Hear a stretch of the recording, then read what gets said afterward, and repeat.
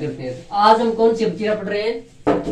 अम्ल और क्षारक की अम्ल व क्षारक जब आपस में अपक्रिया करते हैं, अम्ल व क्षारक की परस्पर अभिक्रिया, परस्पर आपस में लिख दो अपनी सिंपल लैंग्वेज में, आपस में क्रिया करते हैं आपस में, तब क्या बनता है? लवण तथा जल क्रिया करके क्या बनाते हैं? लवण और जल जल बनाते हैं।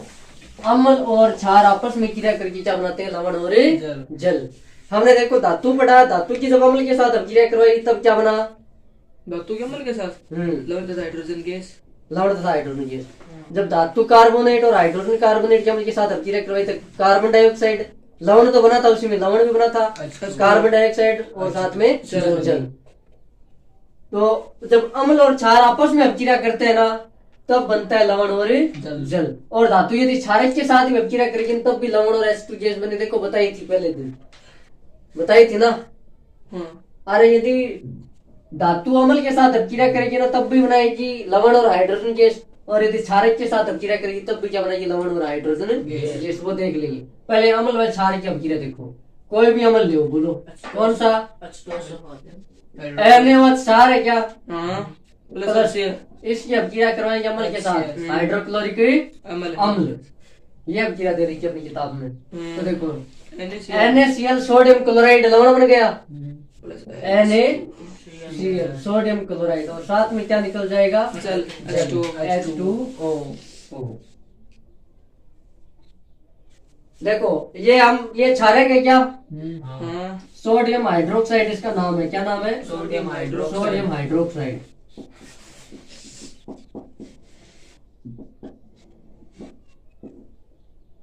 ये क्या है? क्षारक है। क्या है? क्षारक क्या? क्षार, ठीक है। ये हाइड्रोक्लोरिक अम्ल, ये अम्ल है क्या?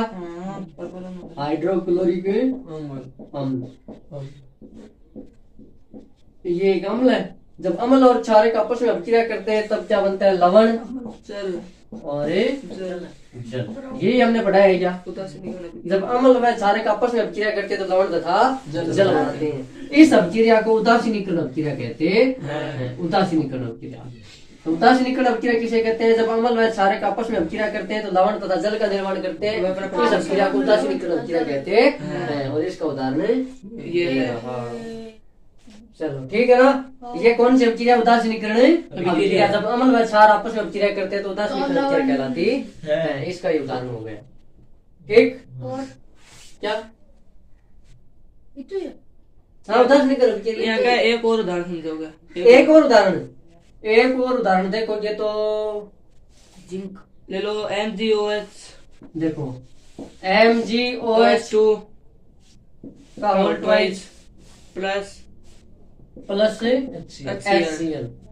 तो क्या इसका नाम है? Magnesium hydroxide. क्या नाम है? Magnesium hydroxide.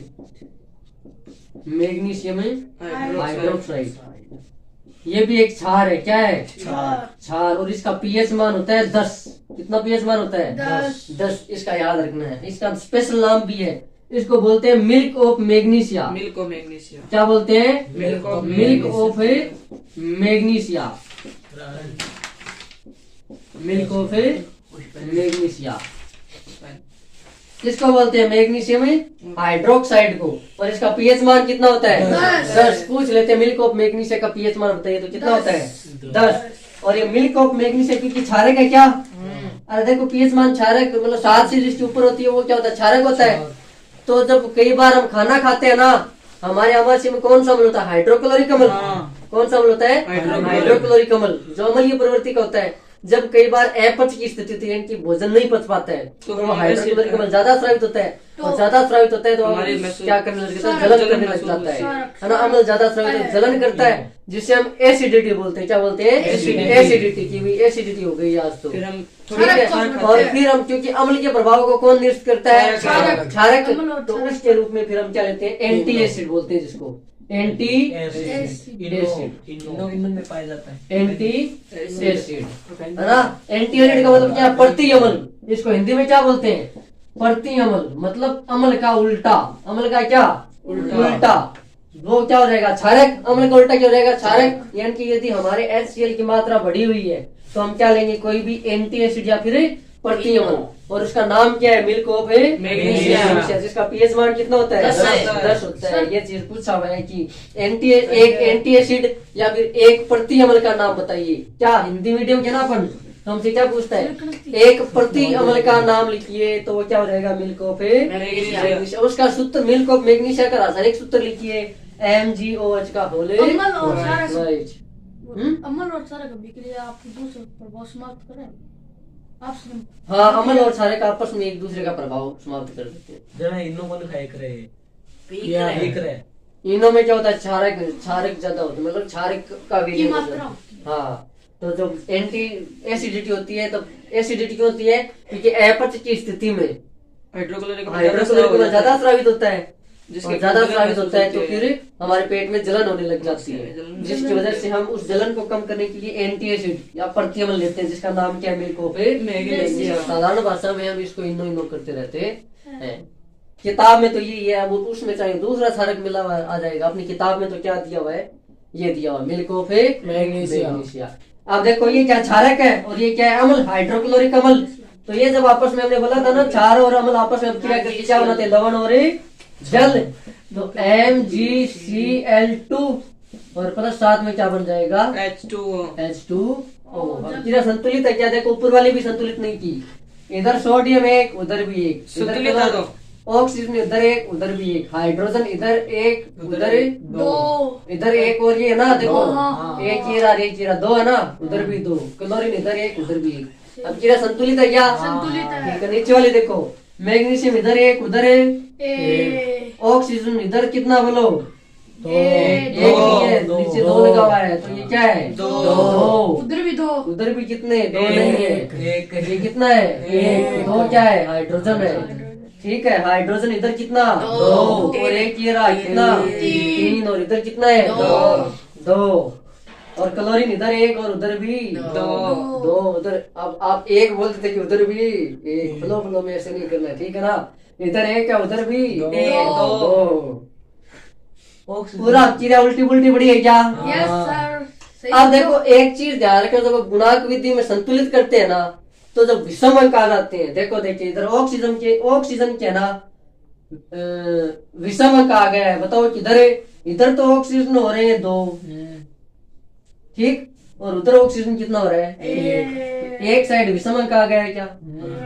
चलो एक के साथ तो गुणा करके हो जाएगा। यदि कोई 3, 4, 3, 5, 7 ऐसा कुछ विषम अंक आ जाता ना, तो सब ऐसी संख्या से गुणा करो ताकि वो सम बन जाए। जैसे कई बार ऐसा आ जाता है और 7 विषम अंक आ गया ना, और इधर 6 होते हैं, तो यदि इसको गुणा कराएंगे ना तो ऐसी संख्या से कराओ ताकि वो वापस सम अंक बन जाए। 2 से तो गुणा 1 से कराएंगे तो वापस 7 बनेगा, 2 से करेंगे तो क्या हो जाएगा? 14। यदि सम आ रहा है तो फिर इधर वापस इधर वाले को 14 बनाने का प्रयास करो बाद में। यदि 14 नहीं बना है तो फिर ऐसी संख्या से गुणा करो कि दोनों का क्या आ जाए? बराबर आ जाए। ऐसी कुछ अब चीजें, दो में करा दो तो ये तो आराम से हो जाएगा। इधर हम जैसे ही 2 लगाएंगे तो इधर ऑक्सीजन ऑटोमेटिक क्या हो जाएगा? 2 हो जाएगा। हाइड्रोजन 4 और इधर ऑक्सीजन 2 है क्या? ऑक्सीजन संतुलित हो गया है क्या? अब हाइड्रोजन देखो इधर कितना है? 2 और 1 तीन 3 है। 3 और 1 सॉरी 3 है, हाँ। और उधर कितने हो गए? 4 हो गए। 4 हो गए। अच्छा, ये आ गए विषम अंक है ना। एच का आगे 2 लगा दो। तो H क्या, ये कौन से क्या ये? इस क्या ये? HCl, तो ये हाँ। 5 हो जाएगा बाद में। देखो 2, और अच्छा 2 और 2 कितने हो जाएंगे? 4। ओके, हाँ इधर 1 है ना, इधर 3 वगैरह होता ना तो काम गड़बड़ हो सकता था। 2 और 2 4, और उधर भी कितने? संतुलित हो गया। 4। और क्लोरीन भी 2 और उधर भी 2। मैग्नीशियम इधर 1 उधर भी 1। और इसका नाम क्या है? Magnesium chloride. क्या नाम है? मैग्नीशियम क्लोराइड लवण। ये क्या है? लवण है, मैग्नीशियम क्लोराइड। ये ले दूसरा उदाहरण, ठीक। अरे दोनों में से कोई एक उदाहरण, दोनों थोड़ी भूल जाओगे। किताब में कौन सा उदाहरण दे रखा है? ये ऊपर वाला, वाला। ये आप एक्स्ट्रा में लेके जाओ, ठीक। चल, हमने किसकी अपक्रिया करवाई है? अम्ल की क्षारक के साथ अपक्रिया। तो क्या बनाते हैं अम्ल और क्षारक आपस में अपक्रिया करके? लवण और जल। सॉरी। और इस अपक्रिया को क्या कहते हैं? उदासीनीकरण अपक्रिया। यदि उदासीनीकरण अपक्रिया की यदि परिभाषा है तो क्या लिखोगे? जब अम्ल व क्षारक आपस में अपक्रिया करते हैं या परस्पर अपक्रिया करते हैं तो वो लवण के साथ जल बनाते हैं। हाँ तो अरे लिख देना, कोई दिक्कत नहीं तो है। हिंदी थोड़ी। हाँ तेरी याद है ना, बढ़िया बात है, सही है ये अरे नहीं। हिंदी हिंदी हाँ, हिंदी। उत्पाद के रूप में क्या बनाते हैं? लवण तथा जल। जल। इस अभिक्रिया को क्या कहते हैं? उदासीनीकरण अभिक्रिया अभिक्रिया। कहते हैं। ये हमारे बारे में लिख दे। नहीं, मैं हिंदी बोल रहा हूँ ना कि जब अम्ल व क्षारक आपस में अभिक्रिया करते हैं तो लवण तथा जल बनाते हैं। तुम ये और लिख देना, उत्पाद के रूप में लवण तथा जल बनाते हैं। ठीक। अब देखो अपन ने ये अम्ल व क्षारक की पढ़ लिया, लवण तथा जल बनते हैं। अब यहाँ पे वापस हम देखेंगे, क्योंकि तो धातु ऑक्साइड होते हैं ना, वो क्षारीय प्रकृति के होते हैं। प्रश्न पूछा है कि धातु ऑक्साइड की प्रकृति सामान्यतः होती है। ऑप्शन में आता है ना, ऑप्शन में ऐसे आता है कि धातु ऑक्साइड की प्रकृति सामान्यतः होती है अम्लीय, क्षारीय, उदासीन और इनमें से कोई नहीं। तो धातु ऑक्साइड की प्रकृति कैसी होती है? क्षारीय प्रकृति युक्त होती है। तो जब धातु ऑक्साइड की अम्लों के साथ अभिक्रिया करवाएंगे ना, तो एक तरीके से वो कौन सी उदासीनीकरण अभिक्रिया हो जाएगी क्या? क्योंकि धात्विक ऑक्साइड, चलो कल वाली अभिक्रिया वापस रिपीट करते हैं। धात्विक ऑक्साइड की प्रकृति और अधात्विक ऑक्साइड की प्रकृति होती है अम्लीय। कैसे होती है? अम्लीय। तो जब हम अधात्विक ऑक्साइड की अभिक्रिया यदि हम क्षार के साथ करवाते हैं, तो क्योंकि अधात्विक ऑक्साइड अम्ल होते हैं और धात्विक वो क्षार होती है। क्षार के साथ अभिक्रिया करवाएंगे ना, तो क्या बनेगा? लवण और जल। वो भी क्या हो जाएगी? एक तरीके से उदासीनीकरण अभिक्रिया। किसकी? अधात्विक ऑक्साइड की अभिक्रिया यदि हम क्षार के साथ करवाते हैं तो लवण और जल बनता है। उधर क्योंकि अम्ल और क्षार की अभिक्रिया हो गई ना, एक तरीके से देखा जाए तो। ठीक। क्योंकि हमें पता है अम्ल और क्षारक आपस में अभिक्रिया करके क्या बनाते हैं? लवण तथा जल। और ये अभिक्रिया कौन सी होती है? उदासीनीकरण। तो एक बार ये और देख लो, मिटा दो क्या? ये लिखना है किसी को? लिख लिया। ये काम यदि आप पहले कर लेते हैं तो घर जाके देखने, अब किताब में तो वापस गोल ही रहेगी। तो मैं लिखने के लिए शुरू हो गए। मैं तो पूछता था रे किसी को किरा लिखनी है, किरा नाम लिखने है, किरा अम्लों की धात्विक ऑक्साइड के साथ अभिक्रिया। हालांकि करवा चुका हूं, अब आप ही बताओ जी मेरे को। अम्लों की धात्विक ऑक्साइड के साथ अभिक्रिया। मैंने एक चीज यहाँ पे ऐड की है, धात्विक ऑक्साइड किस प्रकृति के होते हैं? क्षारीय प्रकृति की। ये चीज याद रखना, धात्विक ऑक्साइड के साथ क्रिया करते हैं तब क्या बनाते हैं। और ये चीज याद रखना कि धात्विक ऑक्साइड किस प्रकृति के होते हैं? क्षारीय प्रकृति के होते हैं। रिक्त स्थान में भी पूछ सकते हैं, ऑप्शन में भी पूछ सकते हैं, एक नंबर में पूछ सकते हैं, एक नंबर में भी पूछ सकते हैं। तो देखो कॉपर ऑक्साइड धात्विक ऑक्साइड है क्या रे? ठीक। इसकी अभिक्रिया हम किसके साथ कराना चाहते हैं?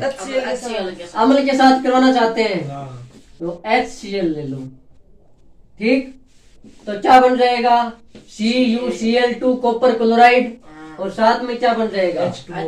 H2O। हमने क्या पढ़ा? क्योंकि ये किस प्रकृति का होता है? अरे क्षारीय प्रकृति का होता है। यानी कि एक तरीके से ये क्या हो गया? क्षारक हो गया, क्षारीय प्रकृति का। यानी कि क्षारक है क्या? इसको मैं क्षारक लिख सकता हूँ। और ये क्या हो गया? अम्ल हो गया क्या? और थोड़ी देर पहले अभी हमने पढ़ा कि क्षार और अम्ल आपस में अभिक्रिया करके क्या बनाते हैं? लवण और जल। तो क्या वही बनाया जा रहा है ना? यानी कि धात्विक ऑक्साइड क्षारीय प्रकृति के होते हैं। तो जब हम इसके अम्लों के साथ अभिक्रिया करवाएंगे तो लवण और जल बनेंगे। तो क्या ये भी उदासीनीकरण अभिक्रिया का उदाहरण हो गया क्या है? बिल्कुल हो गया। इसको भी आप उदासीनीकरण अभिक्रिया में लिख सकते हो यदि आ जाए तो। अरे लिख सकते हो, क्योंकि लवण और जल बन रहा है ना। और लवण और जल जिस अभिक्रिया में बनता है वो कौन सी अभिक्रिया होती है? उदासीनीकरण अभिक्रिया। ओके, कोई दिक्कत नहीं। इसका नाम क्या है? Copper oxide. और आगे वाले का नाम है हाइड्रोक्लोरिक अम्ल।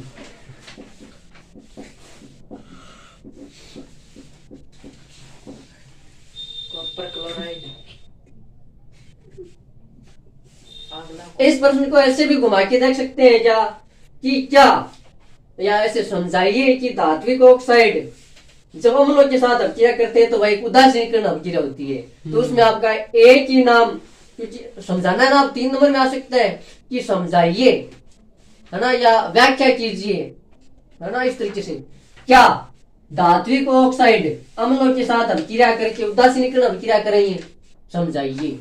ठीक है, इस तरीके से इसको समझाओ फिर क्या? आप समझाओ। जैसे आप यहाँ लिखोगे, क्योंकि हम जानते हैं उदासीनीकरण अभिक्रिया वो होती है जिसमें अम्ल व क्षारक आपस में अभिक्रिया करके क्या बनाते हैं, लवण लवण व जल। जल, इसे हम उदास निकल अभिक्रिया कहते हैं। हाँ। चूंकि हम जानते हैं कि धात्विक ऑक्साइड किस प्रकृति के होते हैं, क्षारीय प्रकृति के, तो जब ये अम्लों के साथ अभिक्रिया करके करेंगे तो लवण और जल बनाएंगे। इस प्रकार हम कह सकते हैं कि धात्विक ऑक्साइड जब अम्लों के साथ अभिक्रिया करते हैं तो ये जो अभिक्रिया हो रही है वो उदास निकल अभिक्रिया कहलाती है। इस तरीके से ऐसे प्रश्न जब आ जाते हैं तो वहाँ दिमाग घूम जाता है। घूम जाता है और जो पकड़ लेता है वो करके आ जाता है। अब ये चीजें बताई हुई है वही है ना, लेकिन क्वेश्चन की लैंग्वेज इस तरीके से कर दी कि आपकी क्या हो जाएगी समझ से बाहर। Out of mind. जो इसलिए पकड़ क्वेश्चन लेता को है पूरा वो पढ़ो, क्या ध्यान से पढ़ो, अच्छे से पढ़ो, बढ़िया पढ़ो।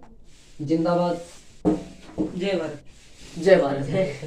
हाँ, पानी अम्लों की धात्विक, अब इसके साथ में चलो वो भी करवा लो, अधात्विक ऑक्साइड, अधात्विक क्या कहा? अधात्विक ऑक्साइड। ऑक्साइड है। अब अधात्विक ऑक्साइड इनकी इधर क्या अधातु है, हाँ। और धात्विक में धातु तो धातु ले ली, अधातु इधर में क्या? क्या ले लो, तो कार्बन क्या अधातु है, और हाँ। ऑक्साइड ये लो कार्बन डाइऑक्साइड, तो ये क्या है, एक अधात्विक ऑक्साइड है। क्या है, एक अधात्विक ऑक्साइड। तो ये किस प्रकृति का होगा, अम्लीय प्रकृति का। किस प्रकृति का, अम्लीय। अम्लीय प्रकृति का। ये अभिक्रिया मैंने कल फिर से बताई थी आपको, देखो तो अम्लीय प्रकृति का है ना ये, क्योंकि अधात्विक ऑक्साइड किस प्रकृति के होते हैं, अम्लीय प्रकृति के, अम्लीय प्रकृति के। तो हमने एक अधात्विक ऑक्साइड लिया CO2 कार्बन डाइऑक्साइड, ये एक अधात्विक ऑक्साइड है। क्यों, क्योंकि कार्बन एक क्या है, अधातु, और उसके साथ यदि ऑक्सीजन जुड़ा है तो क्या है वो ऑक्साइड। ठीक, प्लस अच्छी अब यदि प्लस इसकी अभिक्रिया हम क्षारक के साथ करवा देते हैं, किसके साथ, क्षारक के के साथ, तो क्योंकि ये अम्लीय है, ये अम्ल हो गया एक तरीके से, और यदि इसकी हम क्षारक के साथ करवा देते हैं CaOH का होल ट्वाइस, अरे कैल्शियम हाइड्रोक्साइड एक क्षारक है क्या, क्योंकि क्या लगा हुआ पीछे OH, और ये अभिक्रिया हमने कल करवाई थी, क्या रहे, कैल्शियम हाइड्रोक्साइड, क्या है, कैल्शियम हाइड्रोक्साइड। ये अभिक्रिया हमने करवाई थी कि बुझे हुए चूने पर जब कार्बन डाइऑक्साइड गैस प्रभावित करते हैं तो उसका रंग कैसा हो जाता है, दूधिया हो जाता है। दूधिया हो जाता है। जांच करते तो हो। और ये बनता है एक श्वेत अवक्षेप CaCO3, कैल्शियम कार्बोनेट, और एक तरीके से लवण की एक अवक्षेप श्वेत अवक्षेप बनता है, और साथ में क्या बनता है, चूना पत्थर। जल बनता है, साथ में क्या बनता है, जल। तो अम्ल और क्षार अभिक्रिया करके आपस में क्या बनाती है, लवण और जल। एक तरीके से ये भी लवण है, लेकिन हम खा नहीं सकते, तब क्या है, अरे खा नहीं सकते भाई, मैंने बताया था ना शुरू से कि लवण होते हैं वो कई खाने लायक होते हैं, कई खाने लायक नहीं होते। जैसे एक बना था कॉपर क्लोराइड, वो भी एक लवण ही है, लेकिन वो खाने लायक नहीं है तो इसको खाते नहीं है। सोडियम क्लोराइड खाने लायक है तो उसको खा लेते हैं। तो श्वेत अवक्षेप भी अभिक्रिया हमने कल करवाई थी क्या, CO2 की जांच के लिए। हाँ CO2 की जांच की थी। तो ये CO2 एक क्या है, अधात्विक ऑक्साइड, और अधात्विक ऑक्साइड किस प्रकृति के होते हैं, अम्लीय प्रकृति। ये दो छोटे क्वेश्चन तैयार हो गया आपकी। धात्विक ऑक्साइड क्षारीय प्रकृति के होते हैं, और अधात्विक ऑक्साइड अम्लीय प्रकृति के होते हैं।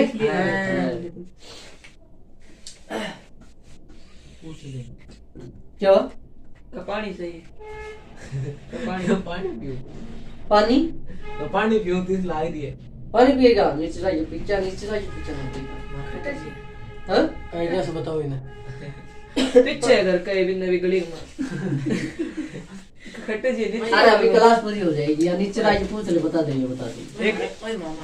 एक लोग तो भर के ले ही रहे, एक जगह भर के 15-20 मिनट और यार, बढ़िया के मर जाओगे। मंगवा बिस्कुट दो खा गयो। ओए मन्ना का पानी पियो मगर। ओ खब्बी के रहे सुमित। ए, हां अरे याद कुछ होता नहीं है, खब्बी करो थी पूरी दुनिया भर की। दिन की वेट सा लाग रही है। ये रखे अब देखो एक और रह गई। हमने देखो धातु की अम्लों के साथ अभिक्रिया करवा दी क्या, लेकिन धातु की अभी तक किसके साथ नहीं करवाई, क्षारक के साथ नहीं करवाई। तो आगे वाली अभिक्रिया में कौन सी है, धातु की क्षारक के साथ, क्षारकों के साथ अम्लों के साथ अभिक्रिया करते हैं, तब क्या बनाते हैं, लवण तथा हाइड्रोजन। हाँ, लवण तथा हाइड्रोजन गैस। तो क्षारक के साथ अभिक्रिया करके भी क्या बनाएंगे, लवण तथा हाइड्रोजन गैस। तो करवाओ, देखो धातु धातु जब किसके साथ अभिक्रिया करेगी, क्षारक के साथ, क्षारक के साथ, तो क्या बनाएगी लवण और हाइड्रोजन गैस। और यही अम्ल के साथ हुआ था क्या, हाँ ये भी अम्लों के साथ होता है। तो ले लो कि ये NaZnO2 और क्षारक हमने ले रखा है NaOH। खब्बी करो स्मित। करे कोई नहीं, तो H2 गैस तो निकल जाएगी क्योंकि हमें पता है ये अम्ल उड़ जाएगी। जब धातु क्षारक के साथ अपक्रिया करती है अम्लों के साथ अपक्रिया करती है तो लवण और हाइड्रोजन गैस बनती है। बनती है। हाइड्रोजन गैस ऊपर उड़ जाती है। ठीक है क्या? लड़के तो नहीं ओए सब होता हाँ गैस ऊपर उड़ जाती है। और मैंने बोला था कि क्या बनेगा sodium zincate Na2 ZnO2 ZnO2। ये क्या है सोडियम जिंकेट। जिंकेट। वोल्टेज वगैरह कुछ आएगा क्या इसमें, ये भी 2 होता है ये भी 2 होता ना, हाँ दादा तो तब हम क्या कर लेते हैं गणित में कॉमन ही निकालते हैं क्या, इसमें भी 2 है इसमें भी 2 है तो क्या ले लेते हैं ब्रैकेट के बाहर ले लेते हैं। तो गणित में तो इधर गुना में लगाते हैं, अब साइंस में क्या करते हैं नीचे पगे थले ले जाए टेका सी तो और भी सिर पर है ना। हाँ बिग मैन सिर पर बाद घात हो जाओ बाद में सिर पर बात टोचा पर बिठाई जाएगा घात तो समझ गए ना। बिन बीच टोची पर भी दो की घात 3 दो की टोची पर कौन बैठे हैं 3। हाँ तो ZnO जिंक के साथ है ना एक ऑक्सीजन जुड़ता है, क्यों, क्योंकि जिंक के पास बाह्यतम कोश में कितने इलेक्ट्रॉन 2 इलेक्ट्रॉन है। कितने इलेक्ट्रॉन है 2 यानी कि ये 2 इलेक्ट्रॉन किसी के पास जिंक दे सकता है। किसी को दे सकते हैं। जिंक ऐसे करता है कि जिंक प्लस 2 प्लस का मतलब क्या है इसके पास क्या है 2 इलेक्ट्रॉनिक ज्यादा और वो भी क्या है देने के लिए पड़े ये किसी को दे सकता है। यदि ऐसा होता ना कि जिंक 2 माइनस इसका मतलब क्या होता वो है ले सकता 2 है। इलेक्ट्रॉन की क्या है जरूरत है। ले तो सकता है। इसके पास क्या होता है जिंक 2 प्लस यानी कि इसके पास 2 इलेक्ट्रॉन है। तो ऑक्सीजन को भी कितने चाहिए 2 ऑक्सीजन के बाह्यतम कोश में कितने इलेक्ट्रॉन होते हैं 6। 8 पूरा करने के लिए कितने इलेक्ट्रॉन चाहिए 2। तो ये 2 इसको जिंक दे देता है तो बंद क्या बन जाता है ZnO जिंक ऑक्साइड। क्या बन जाता है जिंक ऑक्साइड।